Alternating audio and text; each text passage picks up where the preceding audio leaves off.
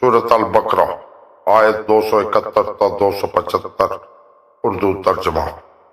شروع کرتا ہوں اللہ پاک کے بابرکت نام سے جو بڑا مہربان اور نہایت رحم والا ہے۔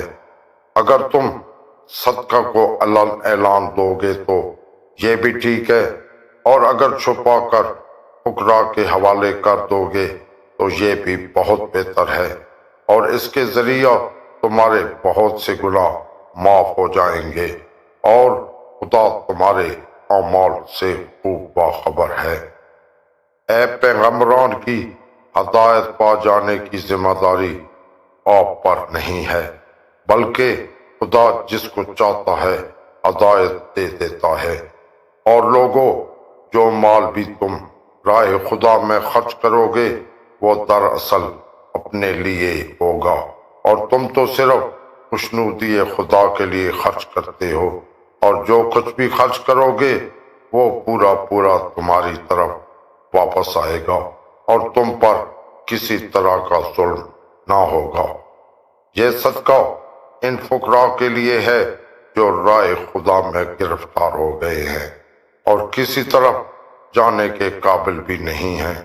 ناواقف افراد انہیں ان کی حیا و عفت کی بنا پر مالدار سمجھتے ہیں، حالانکہ تم آثار سے ان کی غربت کا اندازہ کر سکتے ہو۔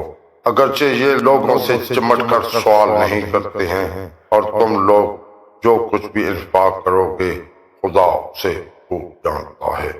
جو لوگ اپنے اموال کو راہ خدا میں رات میں دن میں خاموشی سے اور علن اعلان خرچ کرتے ہیں ان کے لیے پروردگار اجر بھی ہے، اور انہیں نہ کوئی خوف ہوگا اور نہ حزن۔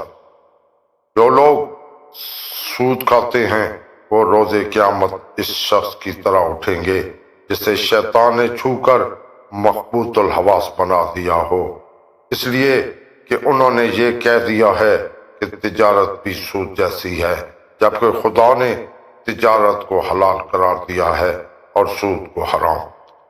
اب جس کے پاس خدا کی طرف سے نصیحت آ گئی اور اس نے سود کو ترک کر دیا تو گزشتہ کاروبار کا معاملہ خدا کے حوالے ہے، اور جو اس کے بعد بھی سود لے تو وہ لوگ سب جہنمی ہیں اور وہیں ہمیشہ رہنے والے ہیں۔ آمین۔ صدق اللہ العظیم برحمتک یا ارحم الراحمین۔